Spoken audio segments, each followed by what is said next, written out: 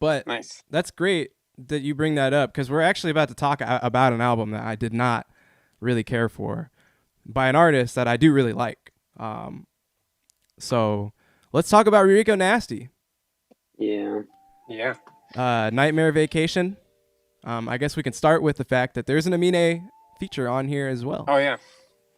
Now, this song I thought, it really sounds like a Amine song, right? Like this almost sounds like I could have heard it on the deluxe Amine with like featuring Rico Nasty, and I would have been like, cool, that sounds right.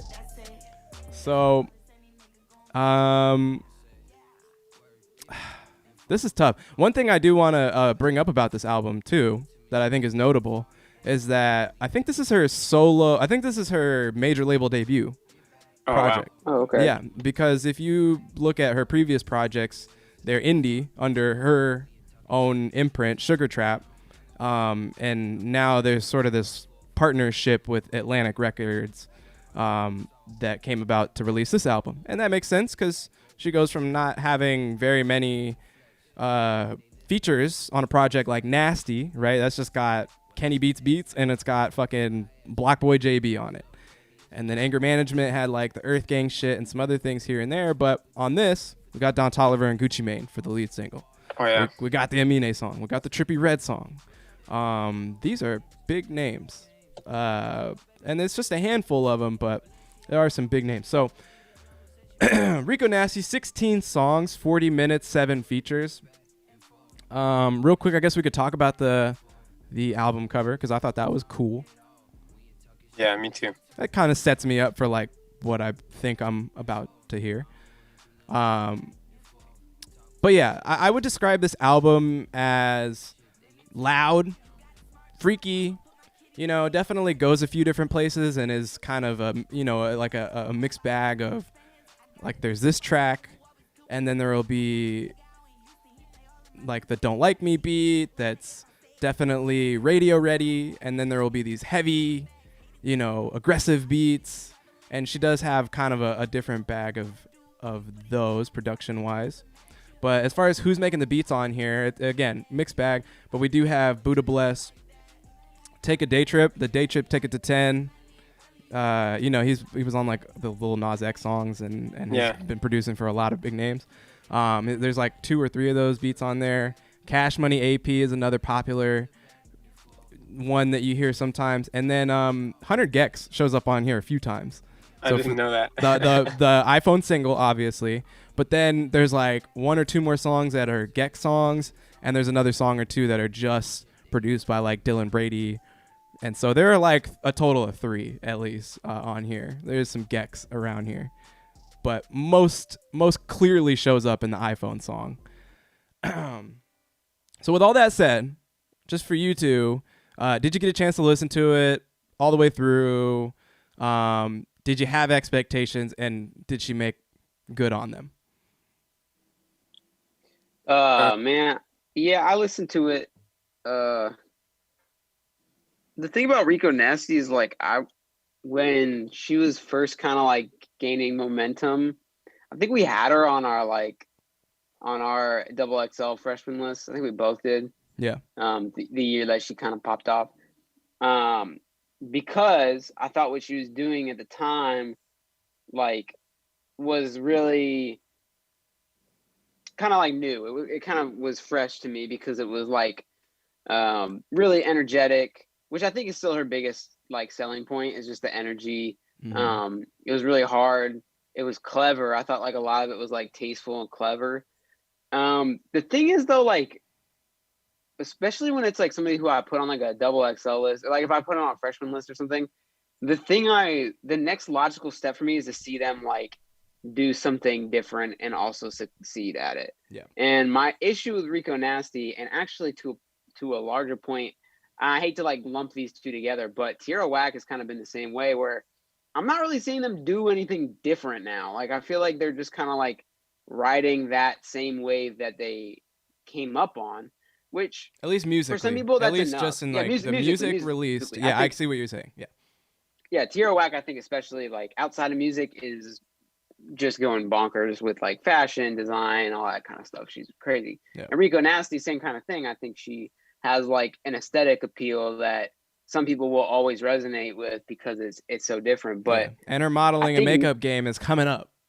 Definitely coming up.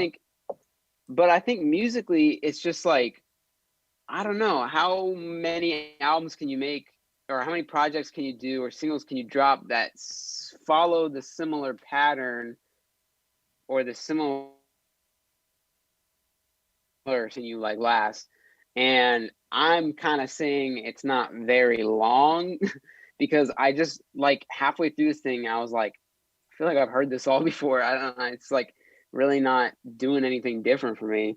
I don't think it's like a bad project. And I think if you like first found out about Rico Nasty off of this project, you would get the same kind of feel that me and you might have gotten when we kind of found out about her. It's like, yeah, it is still creative and it is still like different from the rest of, you know, hip hop, especially female MCs right now.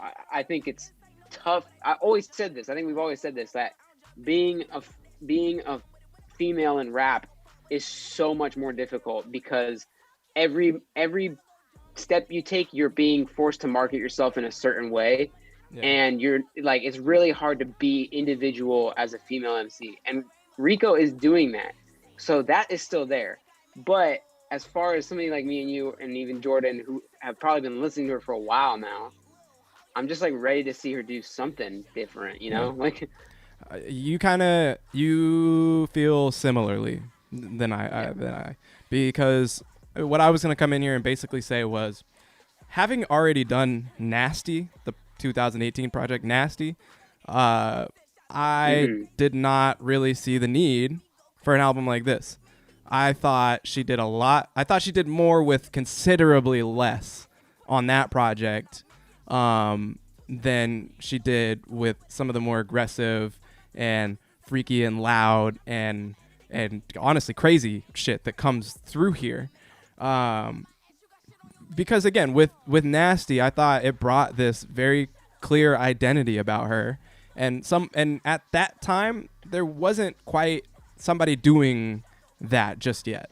Like the really aggressive, she honestly sounded like Tay-K, like the female Tay-K on that album, and she was just grimy, and it was awesome, and it's raw around the edges. So it wasn't really a perfect album, but you know, it made sense why it had some of the limitations on it that it did, coming from where she was coming from. This album does not have those same limitations, and thus it shouldn't have the same pitfalls that album has, and achieve less than that album did with its songs. So that was a struggle for me. I really did not enjoy that part of it, because I went back and listened to Rico Nasty's the original Nasty project, and it's fucking awesome. And I remember liking it at the time. I remember 2018, it made my top 30 albums of that year. And just simply for, you know, how she was breaking into the game. I thought this album made much more sense with all the resources that you came into it with, having this newfound major label relationship, and they're going to help you distribute this project, that you would be able to, and especially coming across with a single like iPhone. I thought, okay, this is where she starts using her massive imagination with tons of resources at her disposal. And so I thought iPhone was a great example of that, how she can do crazy, weird, freaky, out there, unexpected type of things, but they can come across in a way, like on a territory that she's never been to before. That's what I thought I kind of got from iPhone as a single, and I loved that song. And everything on this kind of just sounds like either a retread of some of the older, more feistier shit that she was already making and known for, or you got a song like Don't Like Me, which is a clear kind of like radio ready track. And it's like this album goes to some pretty far out places, and when it does, it's not very easy on the ears for me. So I was missing some sense of what I was anticipating the progression would be for her. And I also felt like, this was just for a major label debut project. This didn't really tap into some of the possibilities that I thought were there for it. I thought it kind of went backwards. Yeah, I'm kind of in a similar boat, but I think that I'm kind of with her specifically. I'm kind of first of all, I didn't listen to this whole thing yet. Just a lot of them were singles that came out earlier, and then some of it besides that. But the fact that you said that it's a major label debut made more sense because all the singles and videos look like super professionally done. So that makes sense. But I think that anything she does, even if it's kind of the same or even if it's kind of whatever, I'm just going to be like a Rico Nasty fan, even if I don't even listen to it. I'm just like, cool, I hope that she does well. Yep. But it is kind of weird how similar of a lane she's stuck in. But I think the biggest thing will be, it's weird to look that far in the future, but her next album, if it sounds the same, then it's like, okay, holy cow. But right now it's like, yeah, okay, she's solidified this sound as her own sound, which I think most people like you guys and I know that she is this like icon in this sound. But I feel like there's a lot of artists. She's kind of like a Nicki Minaj of this generation, to where there's a lot of artists in the next couple of years that you're like, okay, they're all doing the Rico Nasty thing that she started, but doesn't get as much credit as she should for it yet, if that makes sense. I personally feel like she can continue to make new trends and be a really unlimited artist in a different space. When I think about someone like Flo Milli, I think about someone who is doing this like hard shit with the fat beats and coming in with this really like sassy delivery.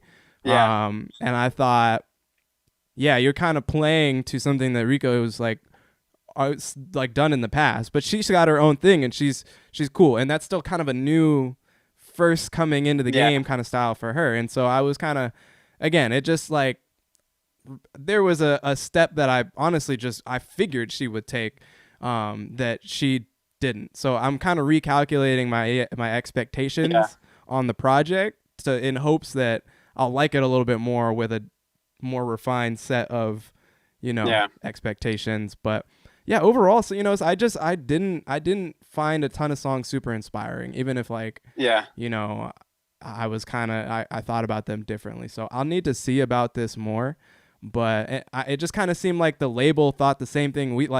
They thought this would be the project where everybody's like, oh, Rico Nasty, this is who this is. I love this sound. Like, this is my first time maybe hearing it's anything like this, unofficial honestly. debut. Yeah. And so they kept the same sound or something.